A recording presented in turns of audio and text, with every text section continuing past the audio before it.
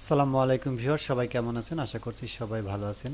বাংলাদেশ পুলিশে ৩,৫০০টি পদের যে বিশাল নিয়োগ বিজ্ঞপ্তিটি প্রকাশিত হয়েছে, তো এইখানে প্রাথমিকভাবে আবেদন করার পর যারা প্রথম পর্যায়ে টিকে যাবেন, যাদের মোবাইলে সিলেকশন চলে আসবে যে আপনারা প্রাথমিক পর্যায়ে নির্বাচিত হয়েছেন, তারা মাঠে যেতে কী কী কাগজপত্র সঙ্গে নেবেন বা কী কী কাগজপত্র আগে থেকে রেডি করে রাখতে হবে সে সম্পর্কে আজকের মূল ভিডিওটি।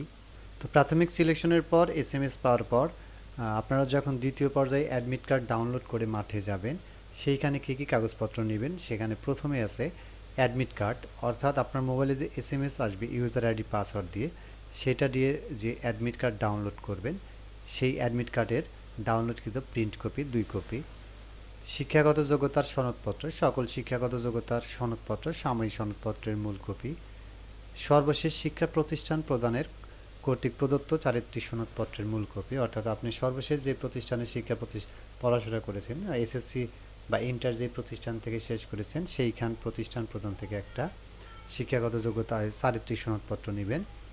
তারপর নাগরিকত্ব সনদপত্র লাগবে, জেলার স্থায়ী বাসিন্দা, জাতীয়তার প্রমাণস্বরূপ, ইউনিয়ন পরিষদ চেয়ারম্যান, সিটি কর্পোরেশন মেয়র, পৌরসভার মেয়র, ওয়ার্ড কাউন্সিলর এর নিকট হতে স্থায়ী নাগরিকত্বের সনদপত্র নিতে হবে। অভিভাবকের সম্মতিপত্র, আইনানুগ অভিভাবক কর্তৃক প্রদত্ত সম্মতিপত্র, যে সম্মতিপত্রটি বাংলাদেশ পুলিশের ওয়েবসাইটে দেওয়া আছে নমুনা, সেই নমুনা অনুযায়ী আপনাদেরকে লিখে নিয়ে রেডি করে যেতে হবে। তারপর আছে জাতীয় পরিচয়পত্র, প্রার্থীর জাতীয় পরিচয়পত্রের মূল কপি। যদি প্রার্থীর জাতীয় পরিচয়পত্র না থাকে সেক্ষেত্রে কিন্তু প্রার্থীর পিতামাতার জাতীয় পরিচয়পত্রের মূল কপি সঙ্গে নিতে হবে। এবং ছবি নিতে হবে সরকারি গেজেটেড কর্মকর্তা কর্তৃক সত্যায়িত 3 কপি সদ্য তোলা পাসপোর্ট সাইজের রঙিন ছবি। ছবিটা যেন 6 মাস বা 1 বছরের পুরাতন না হয়, একদম রিসেন্ট, অর্থাৎ 1, 2, 3 মাসের ভিতরে উঠিয়েছেন এরকম একটা ছবি অবশ্যই আপনারা 3 কপি ছবি নেবেন, রঙিন ছবি।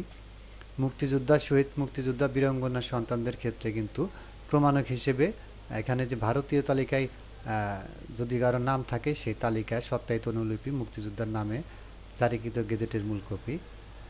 ক্ষুদ্র নৃগোষ্ঠী কোটার জন্য ক্ষুদ্র নৃগোষ্ঠী কোটার প্রার্থীদের ক্ষেত্রে প্রমাণক স্বরূপ তাদের রাজা ক্ষুদ্র নৃগোষ্ঠীর প্রধান অথবা জেলা প্রশাসক, উপজেলা নির্বাহী অফিসার কর্তৃক প্রদত্ত সনদপত্রের মূল কপি। শারীরিক প্রতিবন্ধীদের ক্ষেত্রে সুবর্ণ নাগরিক কার্ডের মূল কপি এবং তৃতীয় লিঙ্গের ক্ষেত্রে জেলা সিভিল সার্জন কর্তৃক প্রদত্ত প্রত্যয়নপত্র। এবং চাকরিজীবী প্রার্থীরা যারা বিভিন্ন প্রতিষ্ঠানে চাকরি করছেন তাদের জন্য সরকারি, আধা সরকারি, স্বায়ত্তশাসিত সংস্থায় চাকরির প্রার্থীদের ক্ষেত্রে আবশ্যিকভাবে যথাযথ কর্তৃপক্ষের মাধ্যমে আবেদন করতে হবে বা যথাযথ কর্তৃপক্ষের অনুমতিপত্র লাগবে। এই ছিল বন্ধুরা নতুন যে পুলিশের নিয়োগ বিজ্ঞপ্তিটি প্রকাশিত হয়েছে ৩,৫০০টি পদের, সেইখানে প্রাথমিক সিলেকশনের পর দ্বিতীয় ধাপে কী কী কাগজপত্র নিয়ে মাঠে যাবেন সেই সম্পর্কে আজকের ভিডিওটি। আজকের মতো এ পর্যন্ত, সবাই ভালো থাকবেন। আল্লাহ হাফেজ।